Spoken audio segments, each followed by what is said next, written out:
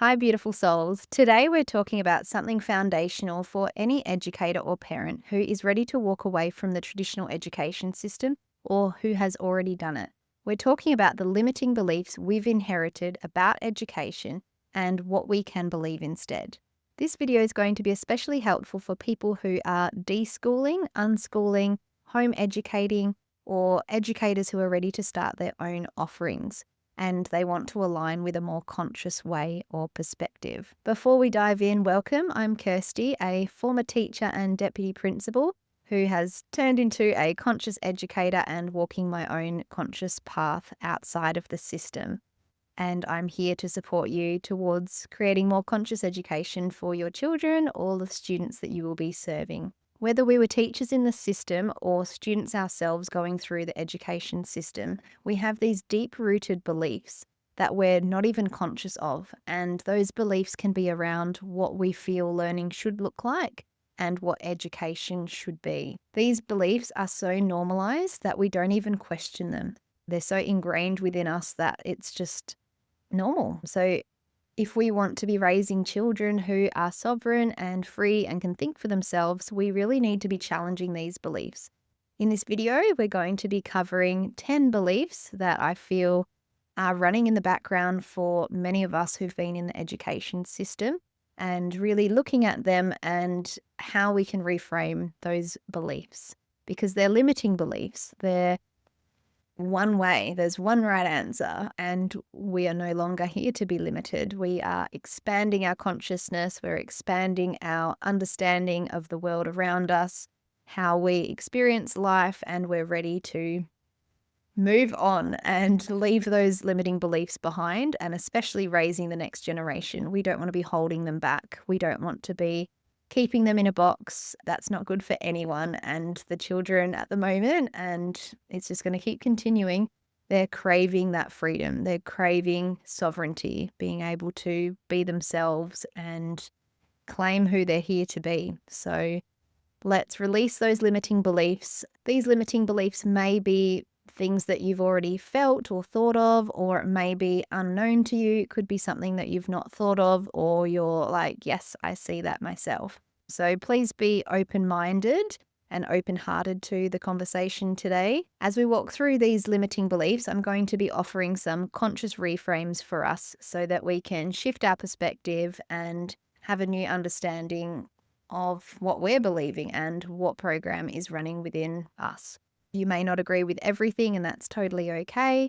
You may have some sort of a response or reaction to some of the ideas that I'm going to share, and that's perfectly okay as well. So just be open to our discussion, and I look forward to sharing them with you. The first limiting belief is children must be taught in order to learn. So I completely disagree with this, and I'm going to reframe it with children are born with a natural drive to learn. It's within us. We are humans. We explore the world around us with all of our senses. Babies, you see them crawling around, touching, putting things in their mouth. They're listening, they're watching our body language, full eye contact. They're taking in the world around them and experiencing it so naturally and effortlessly. And it's kind of like once we start putting the spotlight on learning and this is the way we do it and we have to make it structured and everything, that's when it's kind of like a conflict within ourselves for our children because it's not a natural process. So we need to reframe it as children have a natural curiosity. They want to learn, they want to explore things and find out answers for themselves. So totally debunking that children must be taught in order to learn. The second belief is success is measured by grades and academic achievement. Let's reframe that as success is living in alignment. Success is following our joy. Success is living our purpose. We are no longer staying within the system's realm of you get good grades, that means that you go on to university and you'll become successful in your career. Even if we go into university, there's no guarantees that we will get a successful job. And even if we do, does that mean that we're going to be successful in what way? Grades are such a narrow metric for measuring success. And in conscious education, We don't discuss grades or benchmarks and things like that. There's no comparison for our children. We want to be seeing them succeeding in their emotional intelligence, in how creative they are, how well they are at thinking outside the box, communicating with others, critical thinking, problem solving. They are the true measures of success, especially in this day and age where we don't know what the future is going to look like for our children and the types of jobs that they may have, how AI will be affecting things. So, even though children go through school and get good grades, it's not a way of saying they're going to have a successful life. And it definitely doesn't mean they're going to be happy. And in conscious education, we want our children to be fulfilled. We want them to be living in their purpose, living in alignment. And we need to leave the grades and not worry about that. So we'll move on to the next belief. The third limiting belief is learning must follow a curriculum. And I'm not sure about you, but for me and my experience in the education system, the term curriculum just makes me feel weird inside. It's so limiting. It's like pigeonholing the children and making sure that they're covering all of this content, which in the future, it may mean nothing. We need to be focusing on the children's interests, what they're passionate about. That's where true, authentic, rich learning happens. It doesn't happen from following set standards from a curriculum. A lot of the content can be quite dry and boring, so it's important that if you are following the curriculum or pieces of it, that you are interpreting it in your own way and customizing it for your child. And if you're home educating or unschooling, I'm sure you're doing that already.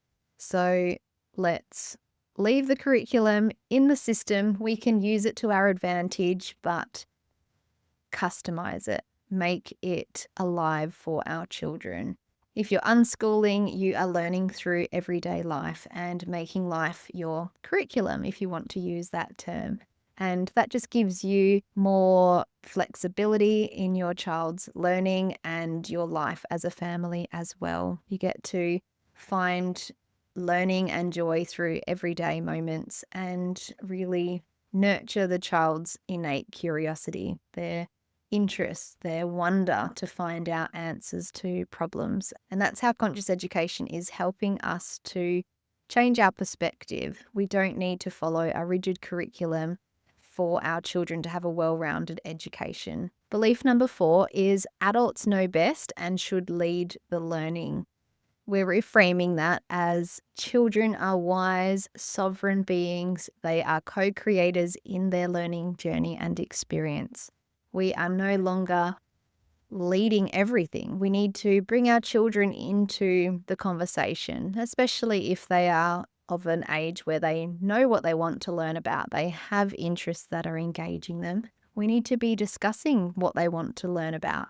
And we can adapt learning and programs to facilitate that learning and make it rich, make it deep, make them so engrossed in it that they tick off all of the boxes for literacy and numeracy and science, like all in one, because you can do that. You can bring everything together.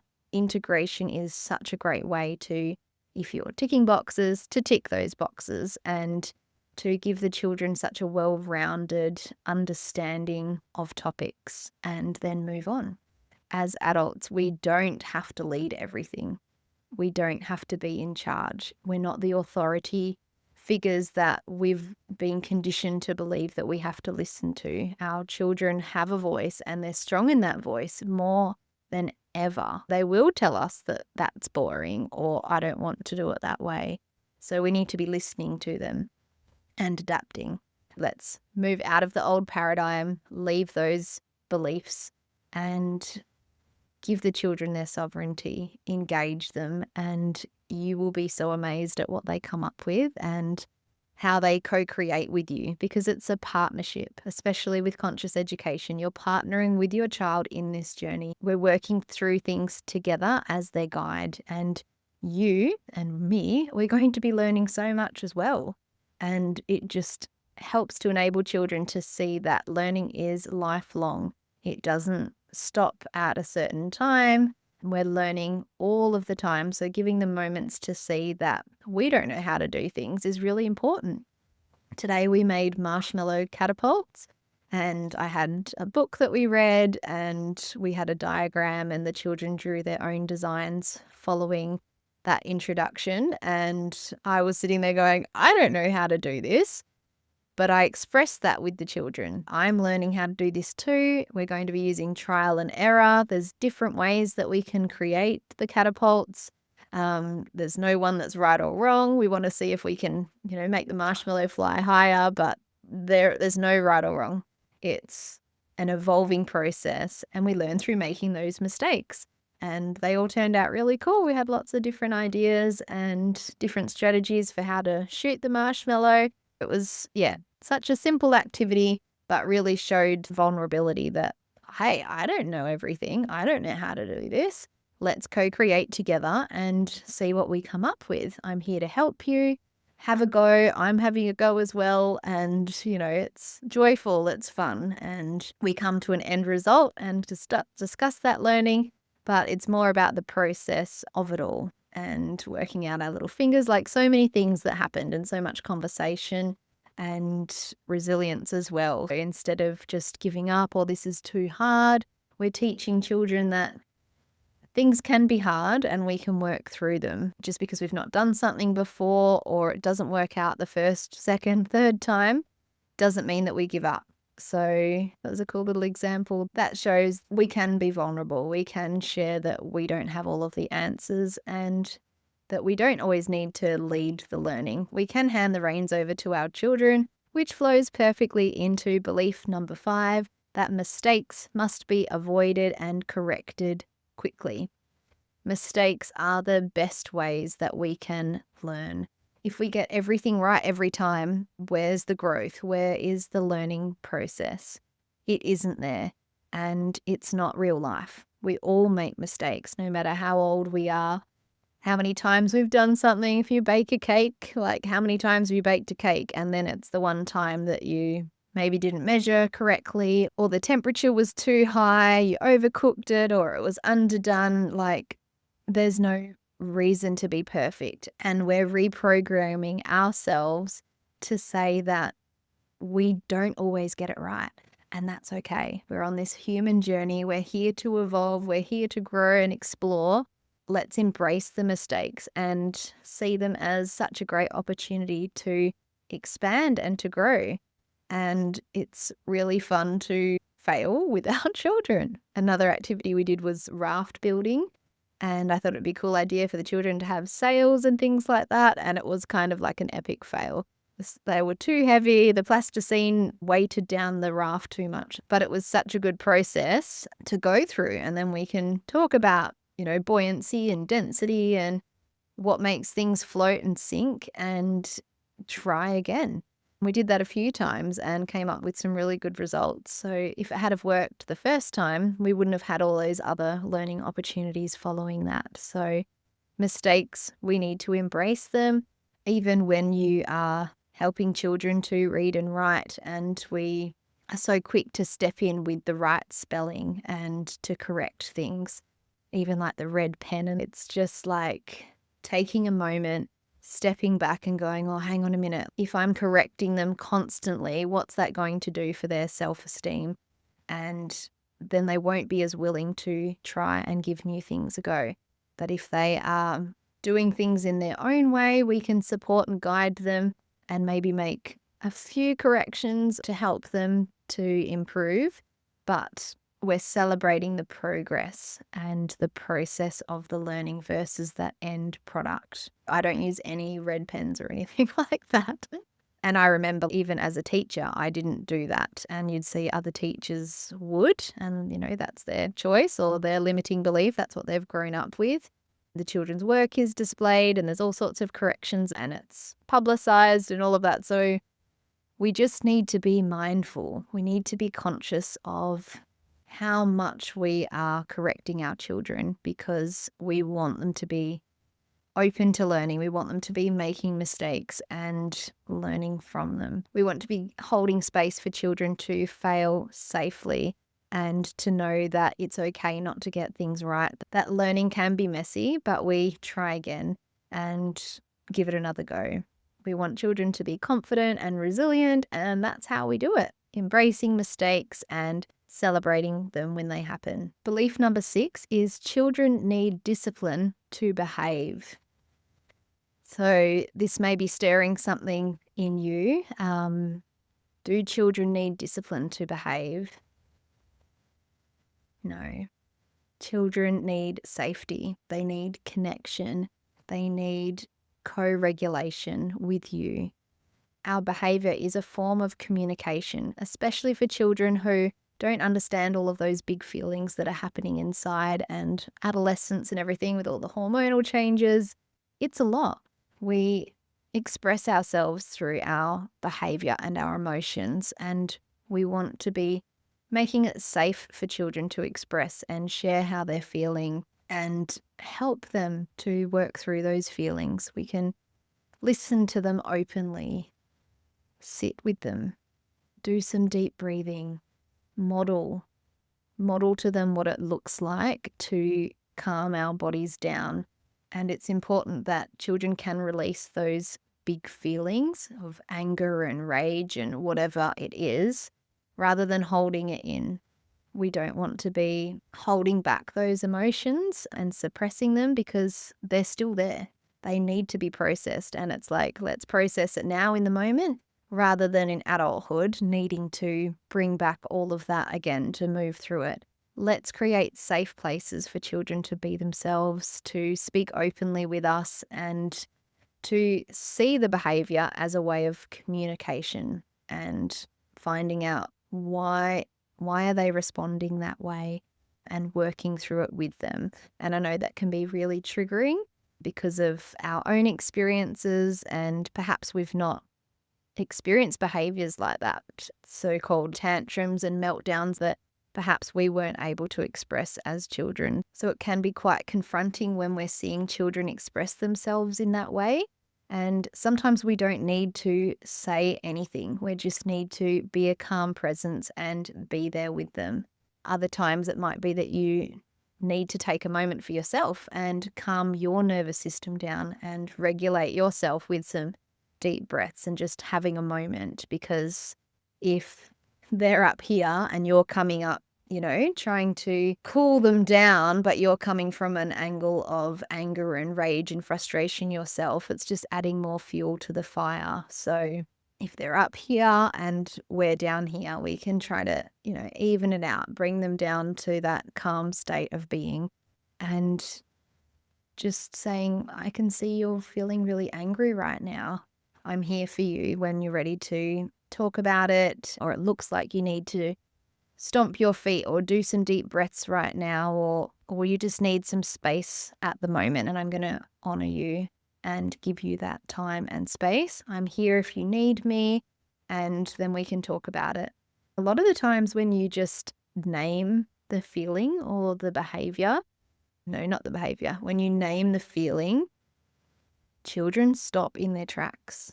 I had one child who was being physical with another, and I wasn't even quick enough to intervene with it. So I just named it straight away. You look really angry right now. And the child just stopped and looked at me and said, I am. And I was like, I can see that. You look really angry right now. And that's okay. Tell me what happened. And then we could work through it. And the child went from here straight away. It was amazing. So children just want to be seen and acknowledged. So when we acknowledge those big feelings, we can help them to name it themselves and understand it and work through it and find a solution together. So no, children don't need discipline to behave. Discipline doesn't make children behave better. It's fearing them into conforming, and that's not what we want to do. That's why we're not in the system, or we're ready to walk away from the system. We're not using traffic light systems and timeouts and thinking chairs and all of those things that shames children and makes their feelings seen as a negative thing. We all have experiences of anger and frustration and rage. Like, even if we don't think that we do, we do. There is rage in there. And our children are so amazing at letting it out. And we're learning from them. I look at my children and I'm like, man, I wish I could express myself so openly and freely like they do. And it's really hard. We're rewiring ourselves, reprogramming our minds and our physical body, and bringing ourselves into a state of calm. And it's not easy when it's been suppressed for so long and we haven't been able to express ourselves freely. It can be really hard and confronting to see it right in front of us and really triggering. And it's triggering something within us that we are feeling as well. So don't be hard on yourself if you don't always respond the way that you would like to. Having that closure with the child afterwards and saying, Mummy shouldn't have spoken to you like that, or it wasn't okay for me to get so angry and whatever it is, I don't know, slam the door or something.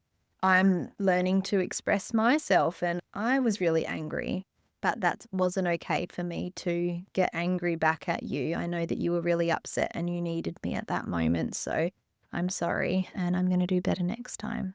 And children are so forgiving and they just, okay, Mum, like they're happy. They move on. They're so in the moment that they can just let things go so quickly. And sometimes after they've had a big release or a big meltdown, they just move on and they're happily playing, like sibling rivalry. They're fighting in the background and you're just like nervous systems firing. And then 2 seconds later, they've moved on. And meanwhile, like we're really dysregulated and everything. So it just shows that children know what they're doing. We innately know how to process emotions, and us being there as those loving, supportive parents or educators can really help our children to move through them quickly, to release them and not feel that they have to suppress them or that they've done anything wrong. It's all human nature. We're here to feel things and it's completely normal. So let's look at the next belief. Belief number 7 is productivity equals value or worth.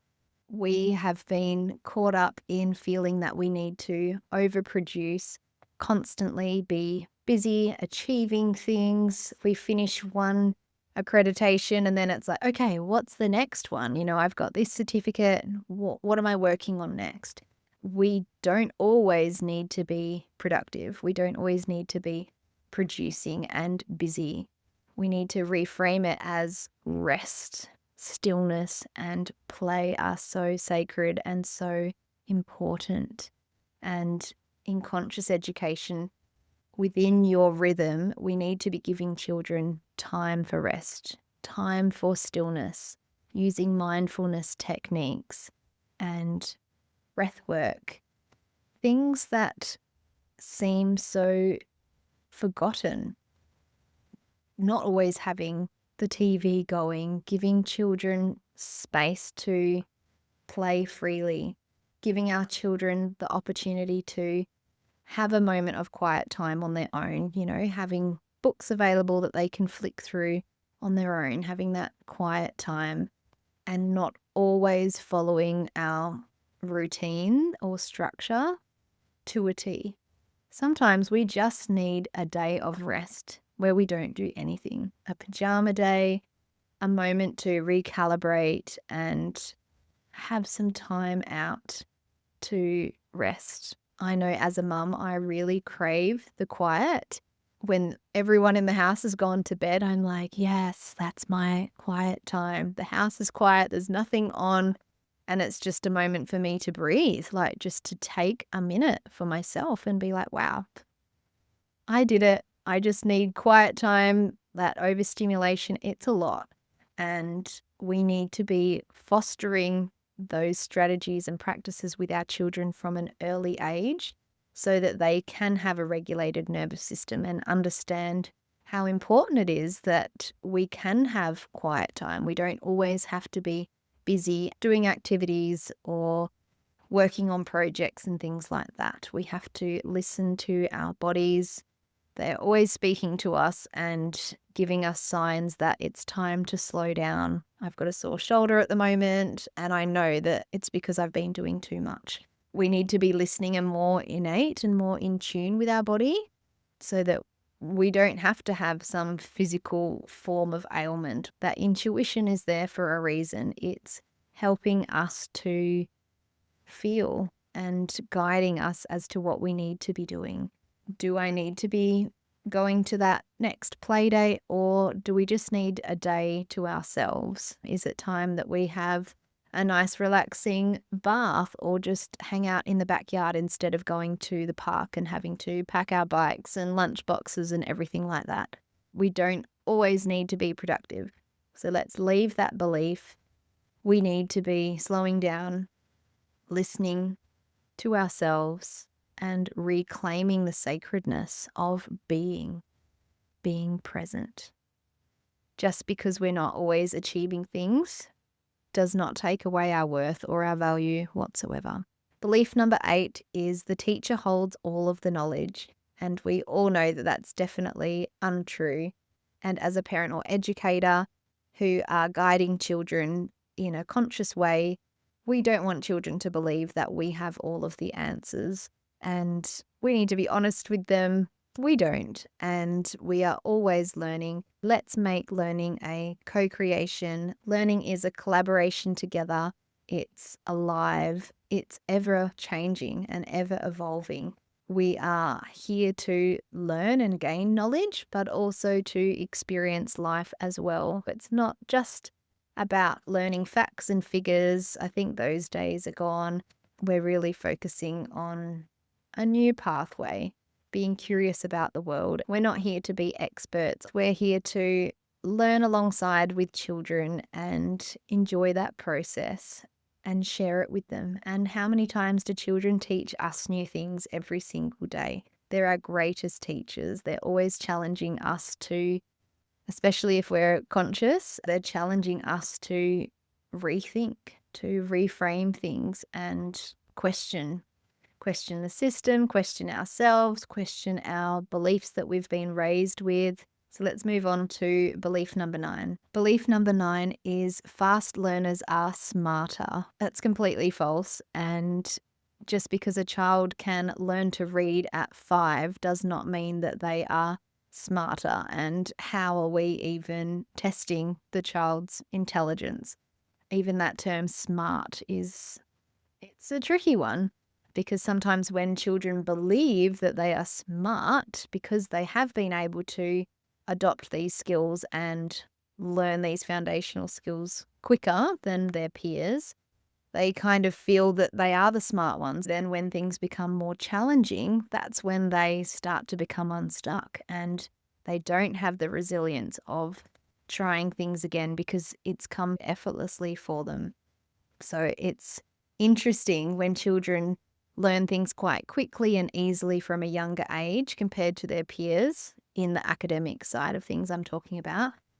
They can find that their self-esteem takes a hit, or that they've sort of got that mask on that I'm the smart one and why can't I do this now? So we're not comparing children. We want children to feel confident in themselves. We all have our own gifts and talents and skills that we're really good at, things that come naturally to us. And we want to consciously reframe that children all grow and develop on their own timeline, and there's no right or wrong. No one is smarter than the other because they could do something before them. Every child is unique and learns in their own way. Conscious education helps us to not worry about comparing our children. As hard and as ingrained as it has been within us, this is the deep work that we're doing as conscious guides. We don't need to keep comparing children, and we're not all on this linear path that we learn X, Y, and Z in an order. Children are naturally drawn to certain skill sets, and we need to honor that and celebrate their unique gifts and qualities. There is no rush with learning. We're here to acknowledge and celebrate the brilliance of every child, and I'm so glad that you're here as a conscious educator to really help children feel safe and seen and to really be themselves. And if you're still here, that really shows what a committed conscious educator you are. So thank you for sticking around until belief number 10. Belief number 10 is education is preparation for the future. And we know that it isn't. We want to be shifting from thinking about the future or thinking about the past into the present moment. Let's ground ourselves, ground our children and our families into the present. We don't need to be thinking and worrying about what may happen in the future or thinking about things that happened in the past.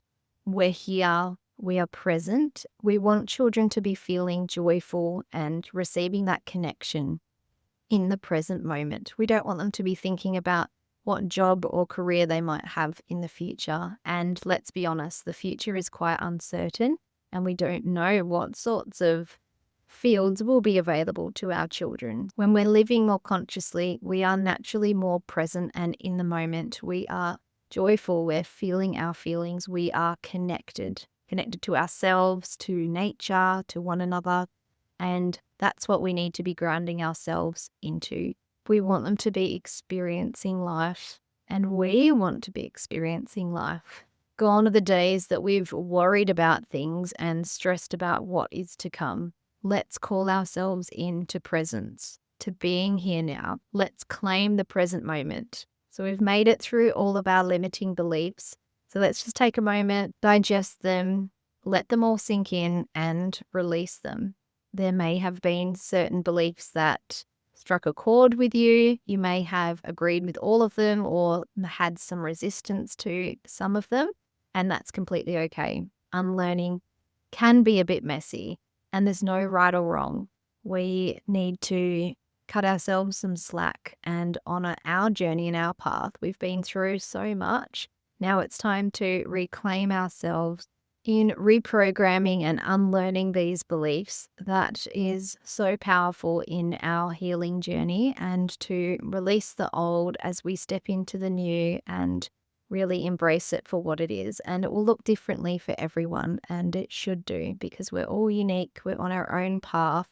There's no two people who are at the same starting point. Be kind to yourself. Know that you are on the right path, and we are rebuilding and reimagining education for our children and for the future and generations to come. With every conscious choice you make, you are breaking cycles, breaking patterns, and rewiring, reprogramming the way that we see and perceive things, which is deeply healing and nourishing to ourselves. But it definitely is deep work. It's not going to all happen at once. Take your time, move slowly with things, and it's so wonderful to share it with you. Thank you so much for being here. If you haven't subscribed to the channel, I would love to welcome you into our community and to connect with you. If you have any comments, please pop them down below, and I will definitely get back to you. Know that you're not alone. It's amazing to be rebuilding education with you, and I'm so glad that you're here.